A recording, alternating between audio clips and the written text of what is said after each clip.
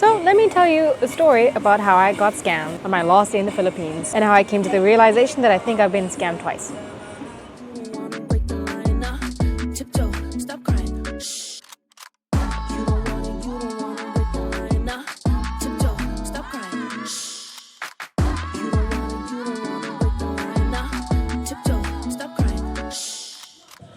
Morning everyone. It is day 4 and the final day of the Philippines. Day 4?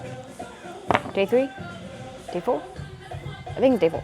For some reason, my SIM card has stopped working. I don't know if it thinks it's reached its expiration date, so I'm going to figure that out. If that doesn't work, I think I'll be okay.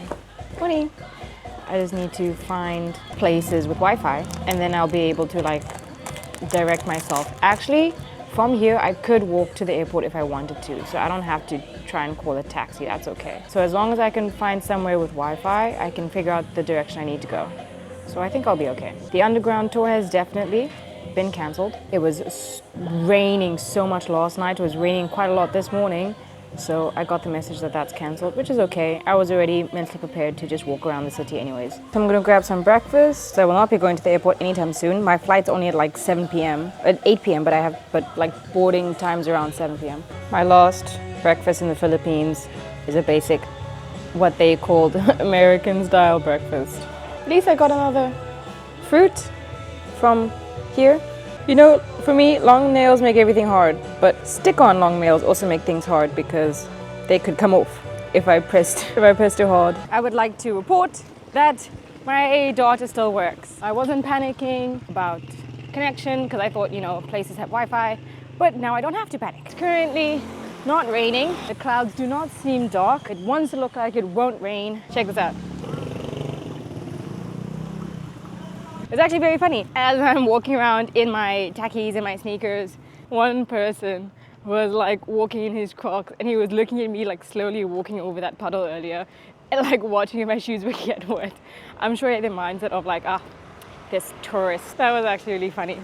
And even if I wasn't able to contact a taxi guy, these tram thingies, I can't remember what you can call them, but if I show you, you'll know what I'm talking about, is they're continuously stopping, it's seeing me walk, asking if I need a lift. So even if I am tired later and I want to just grab one of these things, I don't have to flag them down, they're flagging me down. Those things, I'm talking about those things. They are everywhere and apparently the main form of transport here. I wasn't able to film it while we were driving around, but there were casually these streets, these alleyways, or even some plots, some houses that have these really flooded ways. But that kid looks like he's having fun. Fruit. Finally find somewhere to buy fruit, but I wasn't very tempted to buy those kind of fruits. Okay, but we are moving on. The convenience store that I thought was a 7-Eleven is a normal convenience store. So from what I could see outside, it was just a snack convenience store. I didn't see any umbrellas or anything other than food type of stuff. So the search continues and I better hurry up because what I thought was a clear sky is no longer a clear sky. Some of these clouds are looking a little dark. But yeah, honestly, I'm glad for the walk. I'm glad to be walking around. It's quite nice. I like nature and just look at all these trees. Very pretty. Lol, this is kind of funny. Samgyeop, Salamat, unlimited Korean barbecue. Lol, I'm going back to Korea today, but I still see Korea. Pretty. Oh my word, it's almost like a nature walk in a city. Yeah. Found a very cute cafe. This is where I'll sit and kill some time. This is what I'll be eating. This is a buko puff. Apparently very well known, very famous in Palawan. And I chose this coconut flavored, the original. I always love a place with big open windows. Okay, so I'm going to kill some time here. I think I'm going to edit some videos because I've got 6 hours to kill. It's currently 10:30. So I'll spend some time here, do some editing, because why not?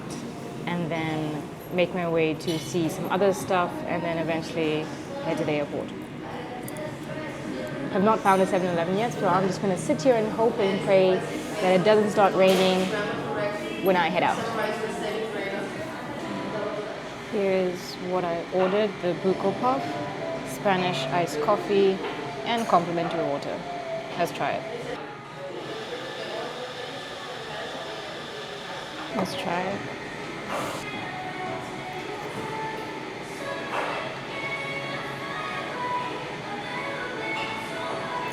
Honestly, I'm not the biggest fan of coconuts. I don't know why I said yes to it, but it's so good.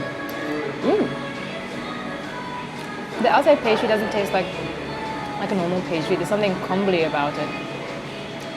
And the coconut inside is so soft.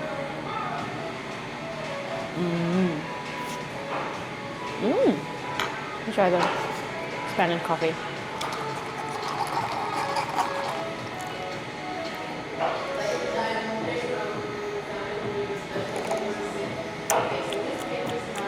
Ooh.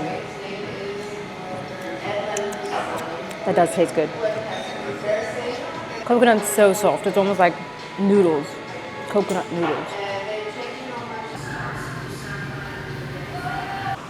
Okay, so it has stopped raining long enough for me to get out of the cafe. I felt bad. I think I was sitting there for like 2 hours. So I felt bad about taking up space, which, not a bad, whatever.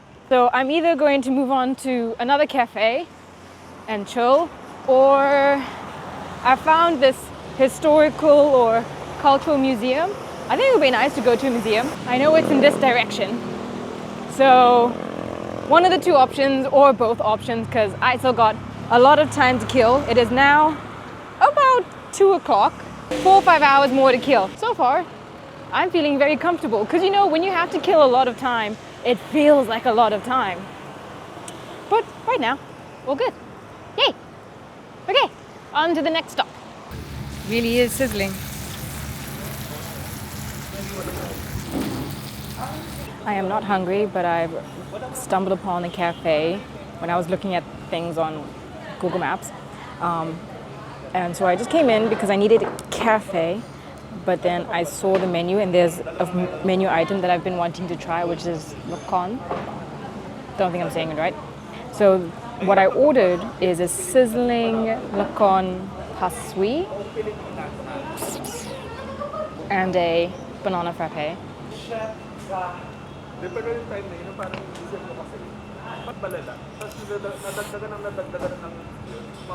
And it really did come sizzling.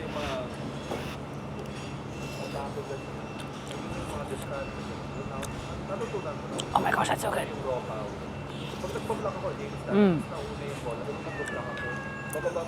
What's up, kitty? Hi. I can't give you any food. Meowing at me. I said I can't give you food, and it looked disappointed. This is really good. I am happy. And it's not that big of a portion, which means even though I'm not hungry, I won't be leaving like uncomfortably full.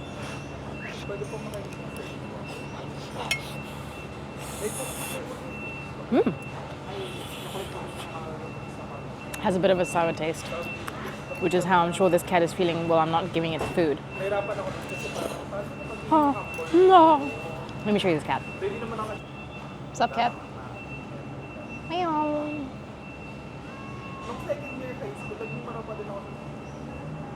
If anything, save the camera.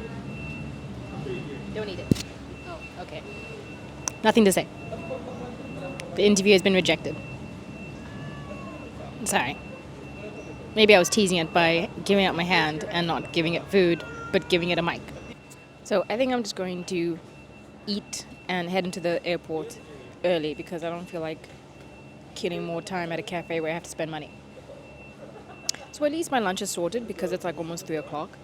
So eat, go in, just sit down, and then have dinner at the Manila airport. Yeah, let's do that. Puerto Princesa International Airport. I love how even on the way here, like as I was turning to the gate of the airport, guys were like, hey, do you need a ride? The airport? I'm like, bruh, it's 5-minute walk. It's right there. I see it. Why do I need you to drive me there? I'm okay. I still have strong legs. About 3 more hours to kill. I'm wearing these mics like a necklace now. I'm currently killing time at the airport. It is now 11:13. I only have to line up at like 1:55. So let me tell you a story about how I got scammed on my last day in the Philippines and how I came to the realization that I think I've been scammed twice. Story time. It's my last day in the Philippines. Everything was going smoothly up until today. So what happened was I safely navigated myself to the airport by walking, and I got on my flight and I got to Manila, and then I landed in Terminal 1, Terminal 2, and I needed to get to Terminal 3. So I was going to take the transfer bus because that's what I did last time, the shuttle service. So I'm walking around and obviously people are flagging me down. Hey, do you need a taxi? Hey, do you need a taxi? This one lady was like, hey, you need a taxi? I'm like, no. I find the shuttle service, and then the one lady who tried to call me over earlier then comes up to me. Now I'm thinking this lady's staff.